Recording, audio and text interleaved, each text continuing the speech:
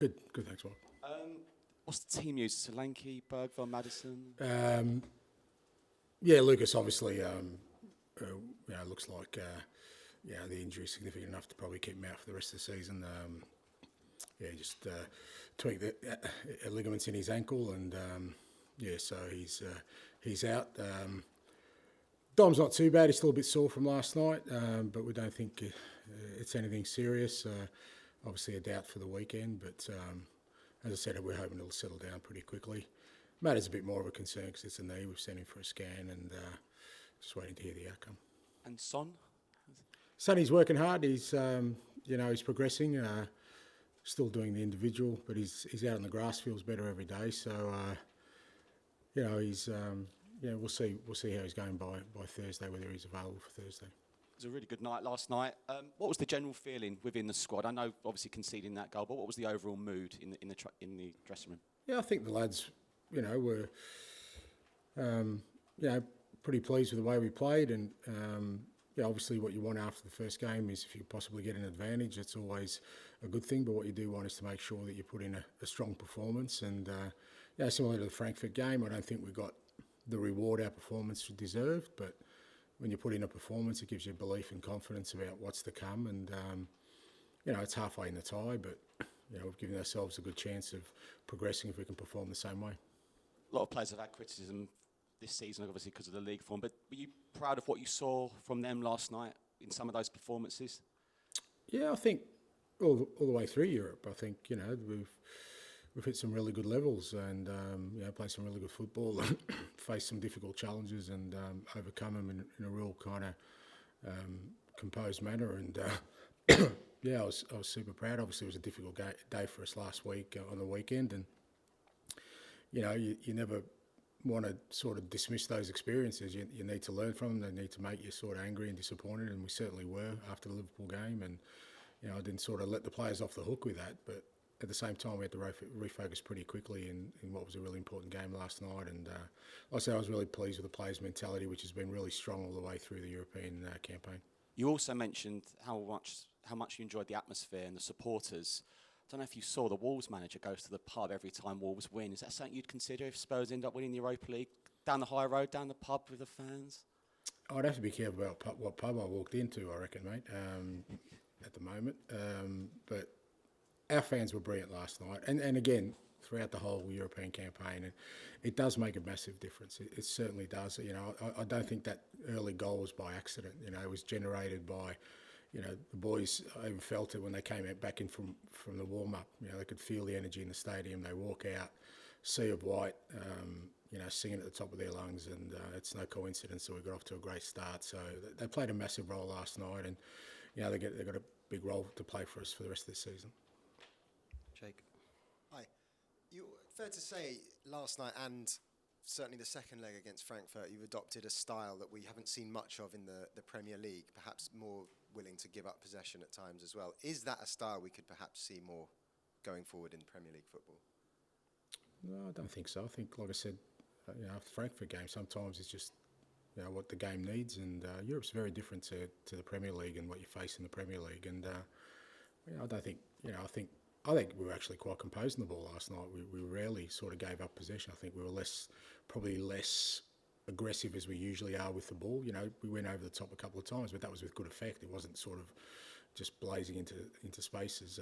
It was things that we designed, and I thought we showed great composure on the ball. We slowed it down at times last night, which I think we needed to, because Bodo really like a high tempo game, and I thought the lads handled it really well, and I thought our pressing, for the most part was really good too, because again, it didn't really allow them to get much rhythm, and they got into our box 2 times, I think, the whole game. So I think overall it was a really good sort of execution of our plan.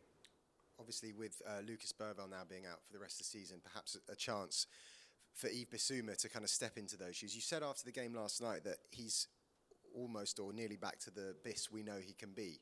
What does that look like as far as you're concerned? What would the best of him be?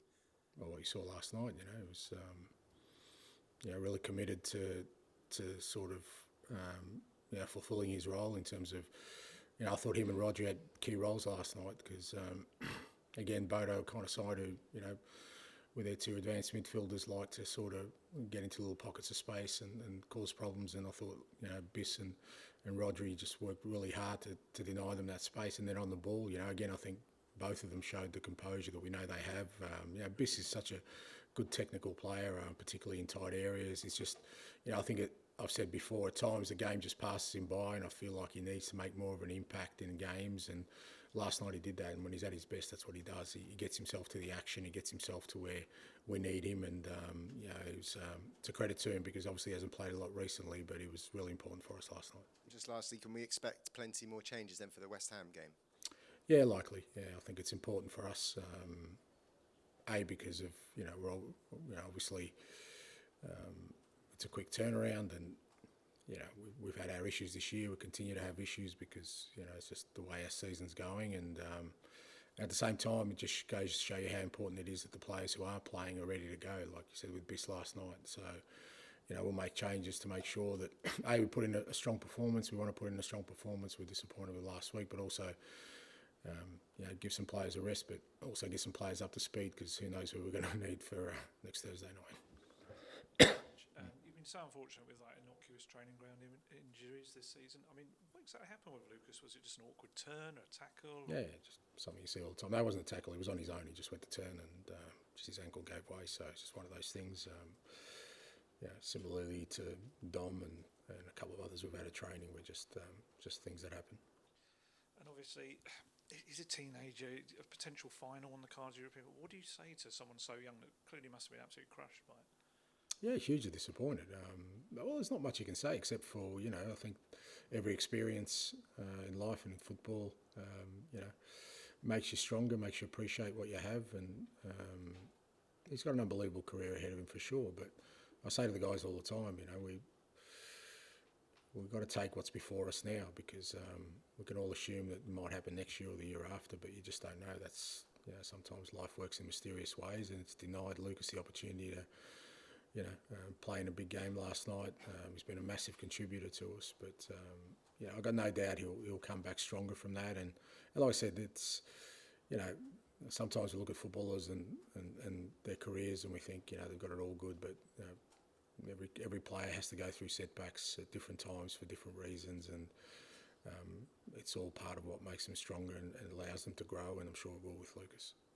Before about Pedro Pareja's fitness, but his quality on the ball. I mean, the ability, the diagonal balls, the crosses. What's it like to have kind of almost like a playmaker as your right back? Really? Yeah, I think really important, and you know, it's something we're kind of continually working on to get him on the ball in more sort of key areas, and also work on his positioning a little bit as well. And he has such quality on, you know, with his ability to hit the longer pass, but also, you know, the quality of his crosses. Every time he puts the ball in the box, whether that's a set piece or just cross in general, it causes opposition's problems. And yeah, he's been, you know, like I said, he's played more than anyone else this year. He's been unbelievable for us, not just in his durability, but which has been important because with so many players going down, we've needed at least a few to be durable like he has, but also the quality show. George. Hi, Ange.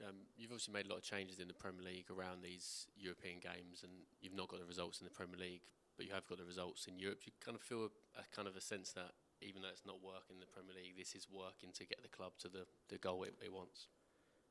Look, I just don't think we had any other choice. I just don't, you know, like I said, we can try and protect players, but it's just the way our season's gone. And you know, even in recent times, I think we've managed the squad really well. Where all our players are in good physical conditions. The injuries we've had recently are all, you know, stuff that you just can't, you know, out of your control. And I think, you know, we can't, you know, put players at risk in the league when we know what's, you know, the importance of what we have in front of us in terms of the Europa League, and like I said, balancing that off with guys having to get game time as well. So there's no doubt it's you know, when you're making 7, 8, 9 changes that I make, that has an effect on the team in the Premier League for sure, because you're usually playing against teams that are rested, that are settled, and it's a massive ask. But I think it's been necessary. It's painful, unfortunately, but hopefully, you know, we get to reap the rewards of that. And Archie Gray played last week at Anfield. Obviously, a tough afternoon for him. How has he kind of reacted this week, and how much will he learn from that type of experience? Yeah, look, he'll learn enormously. And again, that's another example of, you know, no career is linear. You know, just because you start well doesn't mean it always goes well. There are always challenges for young players. And look, Archie's been outstanding for us this year, and he was disappointed, you know, with the way the Liverpool game went. But you know, he's cracked down to training now, and he'll get another opportunity, and he'll grow from that. I think he'll learn from that. I think the more we expose our young players to those kind of environments, we've seen the growth in others, and including him this year. And I've got no doubt he'll come back stronger than ever. And again, it's all part of the process of becoming the footballer he wants to be. And just finally, with next week's second leg, it's obviously on an artificial surface. I remember with Tamworth, you trained the day before, I think, on your own dome. Would the plan be to train on the dome kind of at the start of next week, or would it just be to go to Bodo? No, because they're all kind of different. So we'll just travel there the day before and train on their surface, because they're all kind of a little bit different from each other. And it's more just the familiarity, even with the dimensions of the pitch and stuff. So we'll just train the day before there. So We'll now move on to the embargo search for 10:30 p.m. tonight. Tom.